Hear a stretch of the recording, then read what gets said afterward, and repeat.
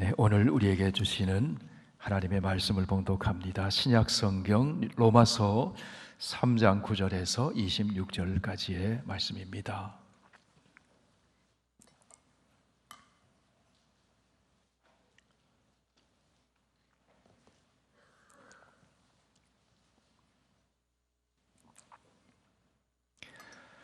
신약 성경 243쪽에 있습니다. 로마서 3장 9절에서 26절까지 이 계시의 하나님 말씀 봉독할 때 하나님의 음성을 들으실 수 있기를 바랍니다. 그러면 어떠하냐? 우리는 나으냐? 결코 아니라 유대인이나 헬라인이나 다 죄 아래에 있다고 우리가 이미 선언하였느니라.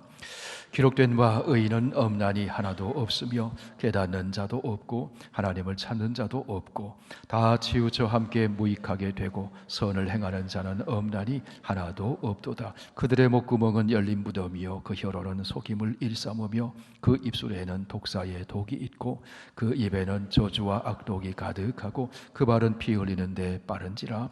파멸과 고생이 그 길에 있어 평강의 길을 알지 못하였고 그들의 눈앞에 하나님을 두려워함이 없느니라 함과 같으니라. 우리가 알거니와 무릇 율법이 말하는 바는 율법 아래에 있는 자들에게 말하는 것이니 이는 모든 입을 막고 온 세상으로 하나님의 심판 아래에 있게 하려 함이라. 그러므로 율법의 행위로 그의 앞에 의롭다 하심을 얻을 육체가 없나니 율법으로는 죄를 깨달음이니라. 이제는 율법 외에 하나님의 한 의가 나타났으니 율법과 선지자들에게 증거를 받은 것이라.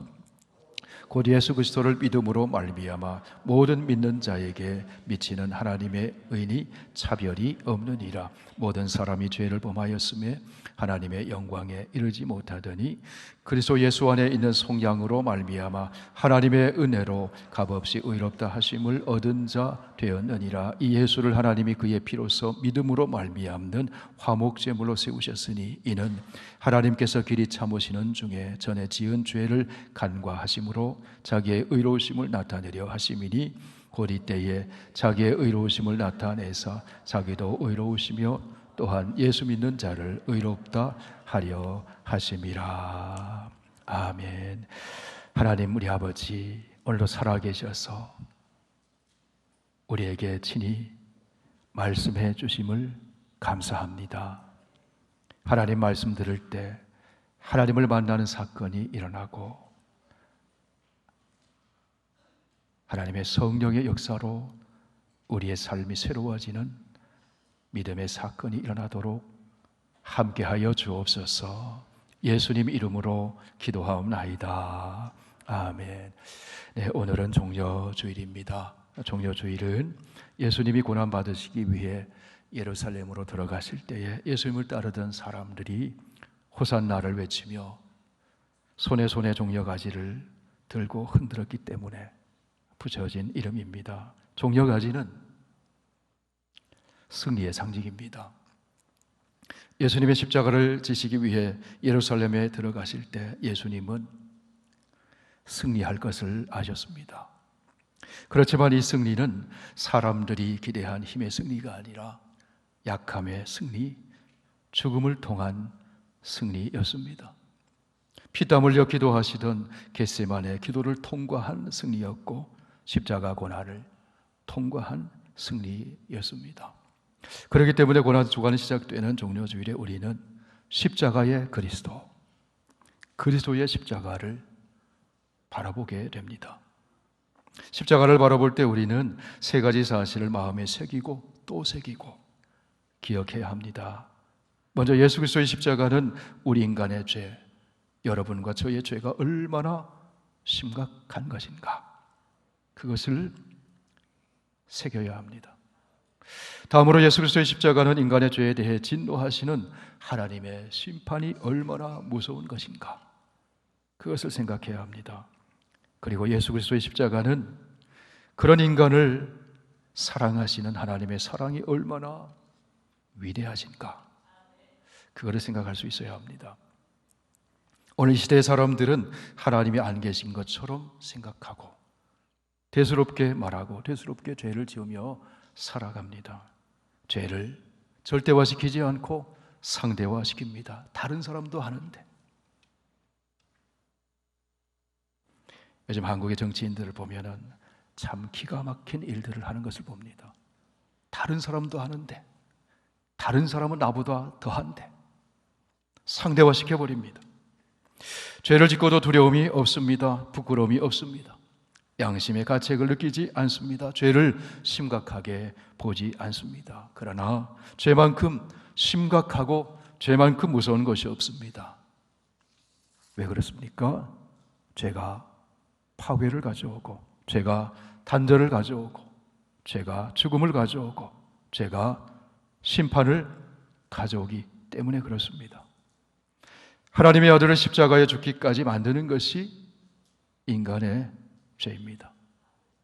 로마서 6장 23절에 죄의 품삯은 사망이다, 그렇게 말씀합니다. 그리고 죽음 이후에는 심판이 있다고 성경은 말씀합니다. 한 번 죽는 것은 사람에게 정해진 것이요, 그 후에는 심판이 있으리니.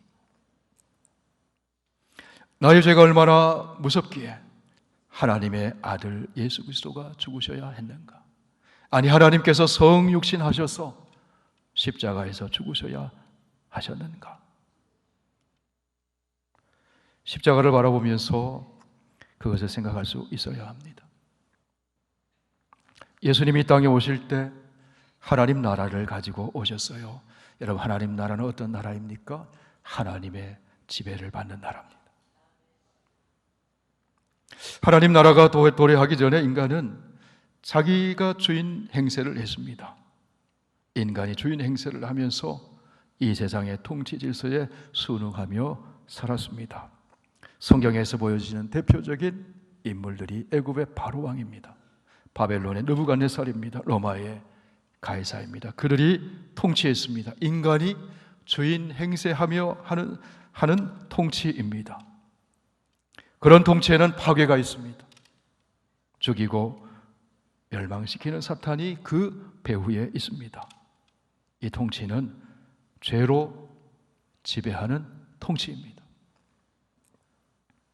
하나님을 등지고 떠났을 때 인간은 죄의 지배 아래 놓이게 되었습니다. 죄의 지배 아래 놓여 있는 인간은 하나님을 그 마음에 두기를 싫어합니다. 생명과 사랑으로 통치하시는 하나님의 통치를 거부합니다. 창조 세계를 통해서 하나님을 알만한 것을 보여주셨음에도 하나님 알기를 싫어합니다. 마음에 하나님 두기를 싫어합니다. 스스로 지혜롭게 여깁니다. 그리하여 창조주 하나님 대신에 자기를 위해서, 여전히 자기가 주인 행사하기 위해서 피조물을 우상으로 두고 섬깁니다. 로마서 1장에서 말씀합니다. 이런 하나님을 알만한 것이 그들 속에 보임이라. 하나님께서 이를 그들에게 보이셨느니라. 창세로부터 그의 보이지 아니하는 것들 곧 그의 영원하신 능력과 신성이 그가 만드신 만물에 분명히 보여 알려졌나니 그러므로 그들이 핑계하지 못할지니라. 피조세계는 하나님의 신성, 하나님의 영광이 반영되어 있다 하는 것입니다. 마음을 열고 자연과 우주를 들여다보면 이 세계를 만드신 창조주 하나님의 존재가 보인다는 것입니다. 그런데 죄의 지배 아래 놓여있는 인간이 그 하나님을 알려고 하지 않습니다. 하나님을 마음에 두려고 하지 않습니다. 싫어합니다. 하나님을 마음에 두지 않으면 함부로 말합니다. 함부로 죄를 짓습니다. 그런데 죄인지를 인식하지 못합니다. 성경은 이것이 죄라고 분명히 이야기해 줍니다. 오늘 읽은 로마서 3장 10절에서 18절 우리 다 함께 보시겠습니다. 기록된 바 의인은 없나니 하나도 없으며 깨닫는 자도 없고 하나님을 찾는 자도 없고 다 치우쳐 함께 무익하게 되고 선을 행하는 자는 없나니 하나도 없도다. 그들의 목구멍은 열린 무덤이요 그 혀로는 속임을 일삼으며 그 입술에는 독사의 독이 있고 그 입에는 저주와 악독이 가득하고 그 발은 피 흘리는 데 빠른지라. 파멸과 고생이 그 길에 있어 평강의 길을 알지 못하였고 그들의 눈앞에 하나님을 두려워함이 없느니라 함과 같으니라. 하나님을 마음에 두기 싫어하는 사람들, 하나님의 통치를 거부하는 사람들이 죄의 지배 아래 살면서 이와 같은 죄의 열매를 먹으며 산다는 거예요. 그러면 죄가 무엇일까요? 여기서 우리는 죄의 본질이 무엇인지를 생각해 봐야 합니다. 성경에서 우리는 죄의 본질 세 가지를 발견할 수 있습니다. 첫째는 교만으로서의 죄입니다. 둘째는 태만으로서의 죄입니다. 셋째는 기만으로서의 죄입니다. 죄의 지배를 당하게 되면 죄의 열매를 맺게 되고, 죄의 열매를 맺게 되면 하나님의 진노 아래 놓이게 됩니다. 그런데 죄의 본질이 교만, 태만, 기만이라는 거예요. 그러면 먼저 교만으로서의 죄는 무엇일까요? 인간은 홀로 살지 못합니다. 왜냐하면 인간은 피조된 존재이기 때문에 그렇습니다. 하나님은 창조이시고 인간은 피조물입니다. 그렇기 때문에 인간은 하나님의 도움을 받아서 살아야 하는 존재입니다. 거기에 행복이 있는 거예요. 그런데 인간은 하나님이 필요 없다고 하면서 자기 스스로 살 수 있다고 합니다. 그것은 인간이 하나님처럼 되려고 하는 것입니다. 그것이 창세기의 타락 이야기 속에 나옵니다. 뱀이 하와를 유혹했습니다. 선악을 알게 하는 나무의 열매 먹으면 눈이 밝아져서 하나님처럼 될 것이라고 속였습니다. 유혹했습니다. 아담과 하와가 인격적으로 하나님과 맺은 언약을 어기고 선악과를 따먹었습니다. 하나님처럼 되려고 했습니다.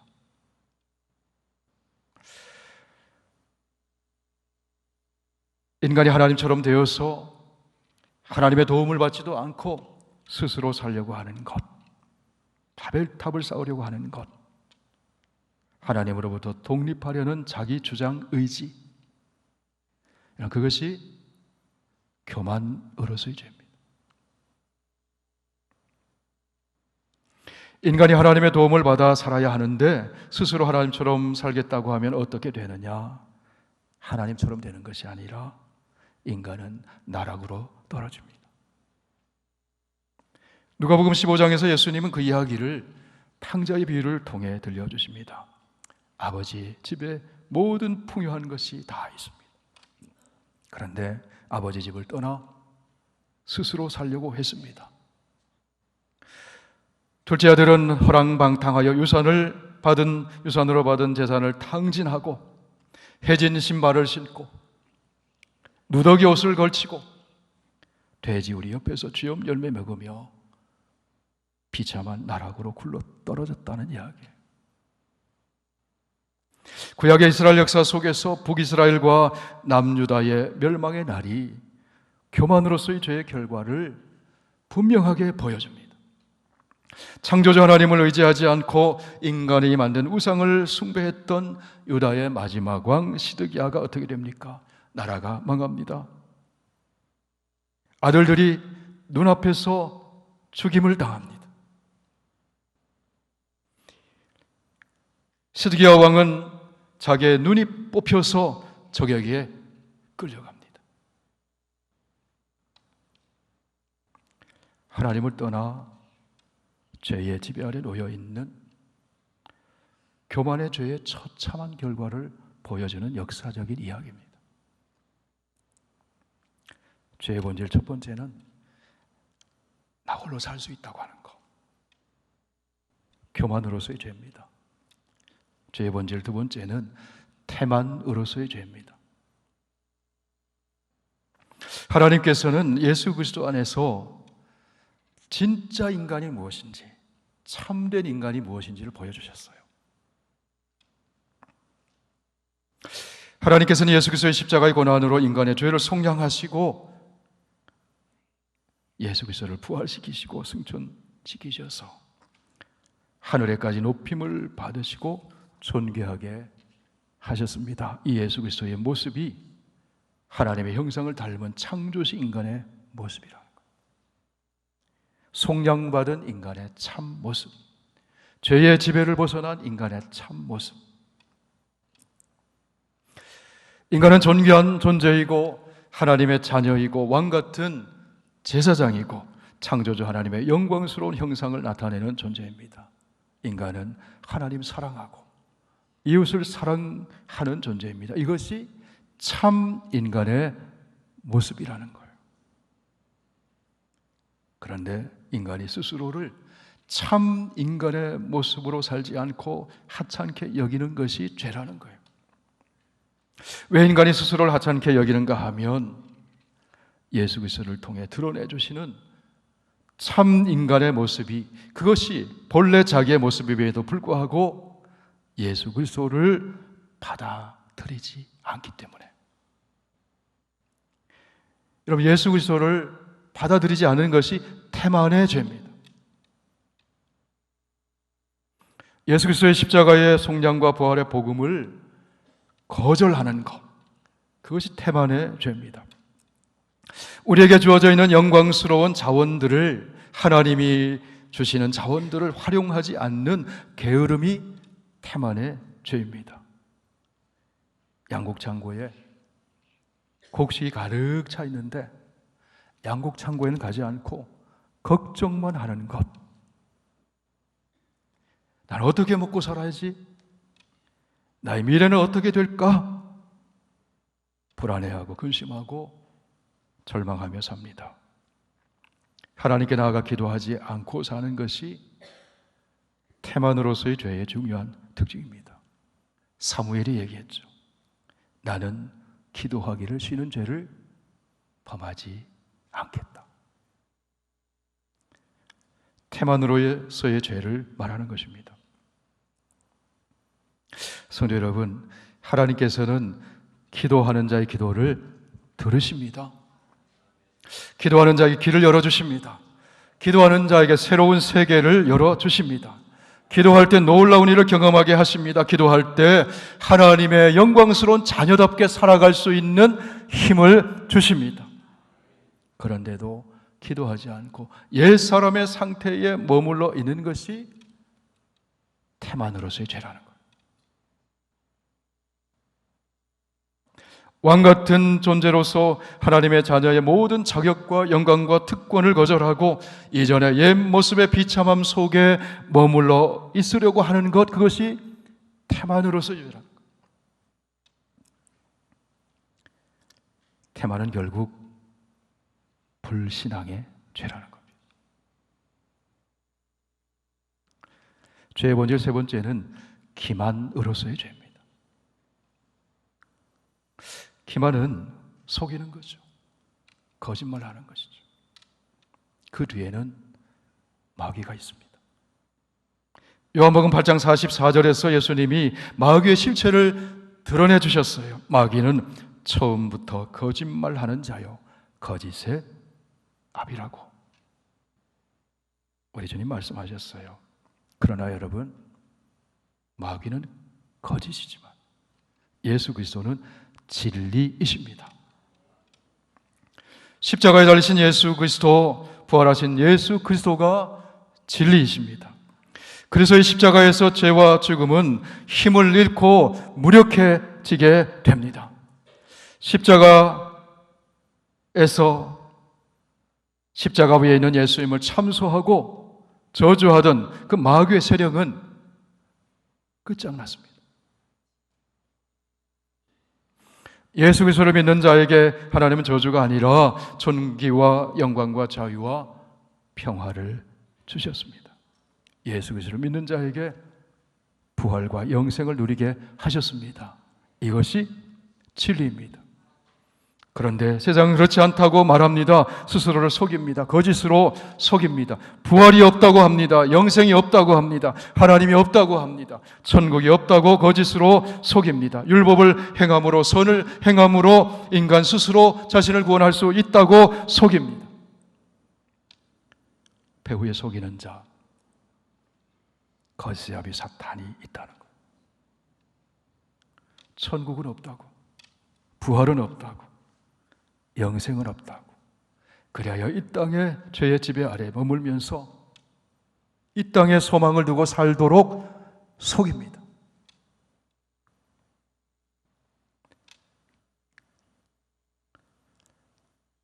기만으로서의 죄의 결과는 비참함 속에 불안과 두려움 속에 머물러 살게 만든다는 거예요.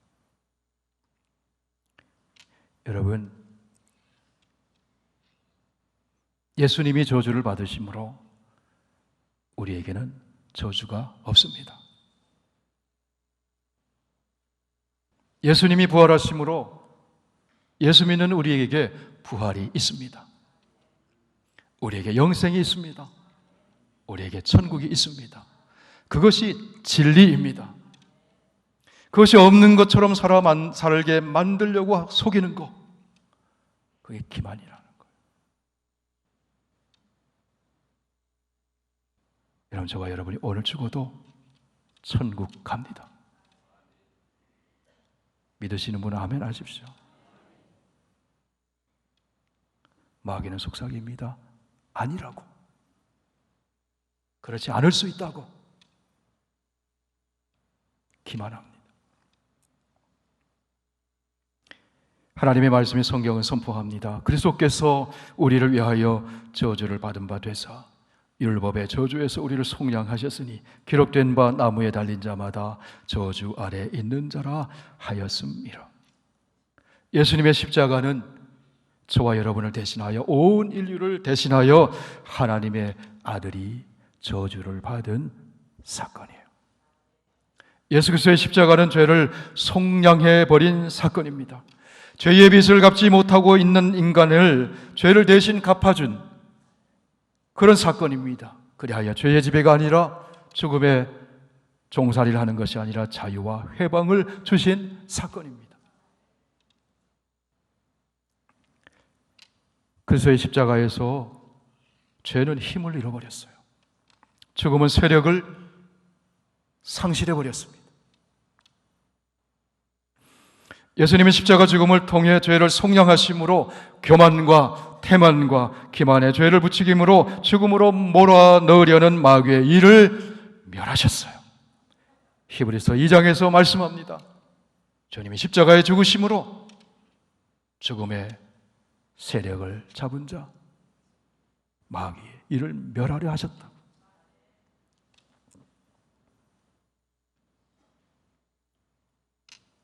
그런데도 마귀는 속이려 들어요. 율법의 잣대를 들이대며 고발하고 참수합니다. 너 이거 못했지?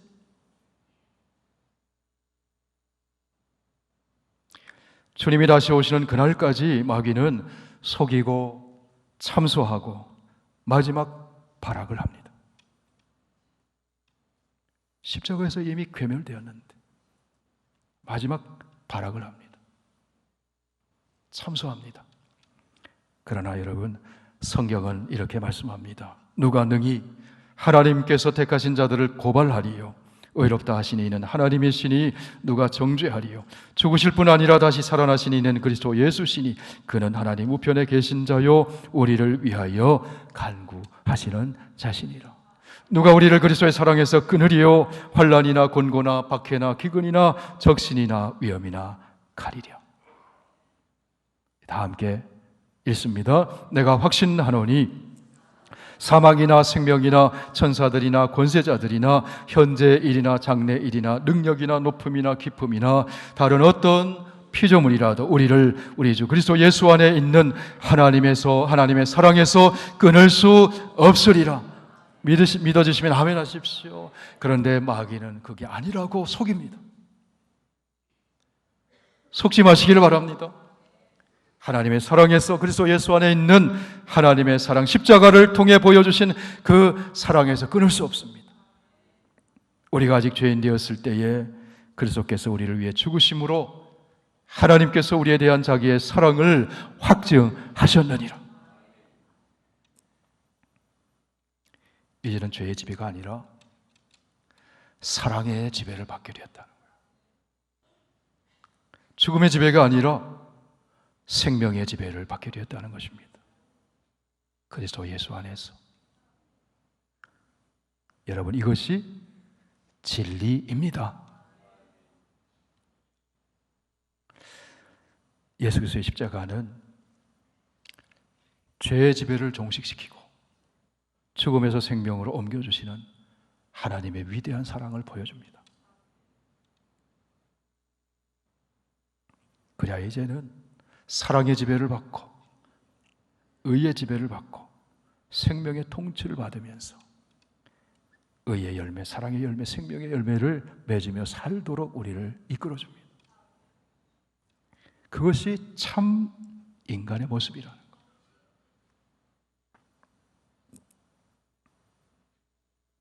어떤 길은 사람의 보기에 바르게 보일지 몰라도 그 길은 필경 사막의 길입니다. 생명의 길은 오직 예수 그리스도, 십자가 위에서 속량하시고 부활하신 예수 그리스도, 그분만이 생명의 길이에요. 예수 그리스도의 십자가 외에는 생명의 길이 없습니다. 구원의 길이 없습니다.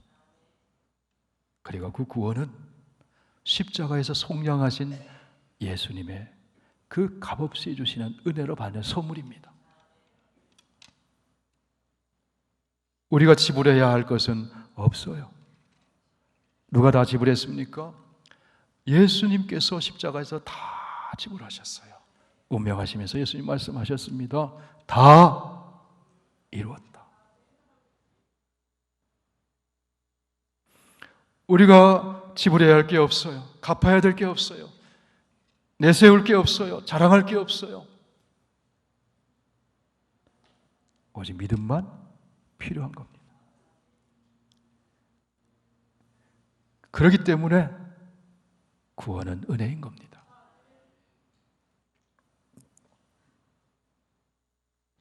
오늘 본문 로마서 3장에서 말씀합니다. 모든 사람이 죄를 범하였음에 하나님의 영광에 이르지 못하더니 그리스도 예수 안에 있는 속량으로 말미암아 하나님의 은혜로 값없이 의롭다 하심을 얻은 자 되었느니라.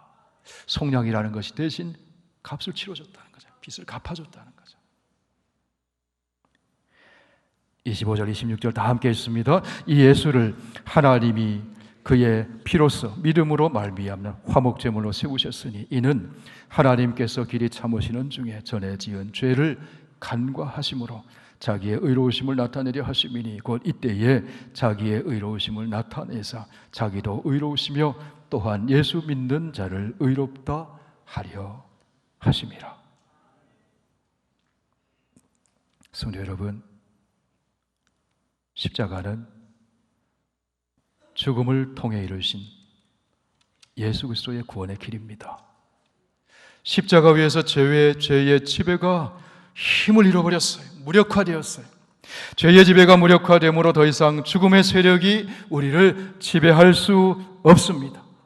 십자가를 통해서 우리는 이제 죄인이 아니라 의인이 되었습니다. 하나님이 그렇게 인정해 주셨습니다. 그래서 이제는 의인의 길을 걸어가는 겁니다.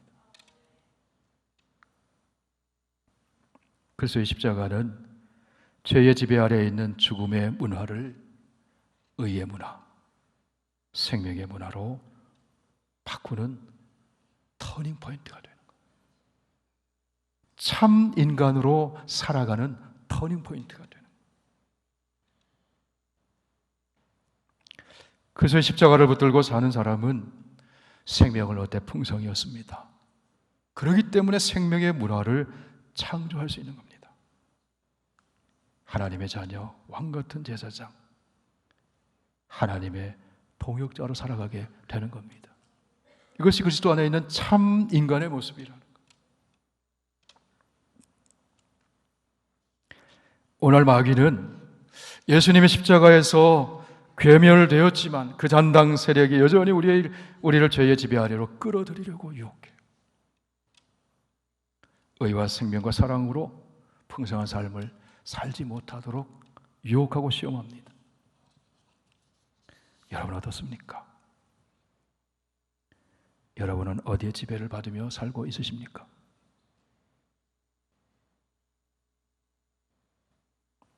여러분, 우린 더 이상 죄의 지배가 아니라 하나님의 지배를 받으며 살아야 합니다.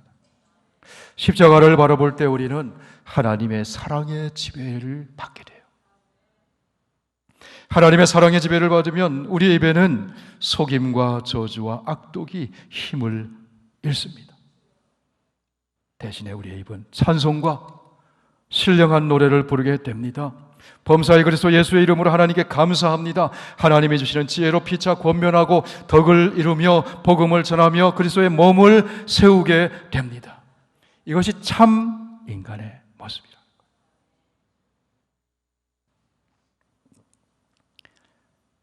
사랑하는 성도 여러분, 십자가에서 부어진 하나님 사랑의 능력으로 죄의 지배를 이기는 저와 여러분 되기를 바랍니다. 예수님의 십자가를 든든히 붙잡고 의와 생명과 평안의 길을 걷는 저와 여러분 다 되시기를 축원합니다. 이제 함께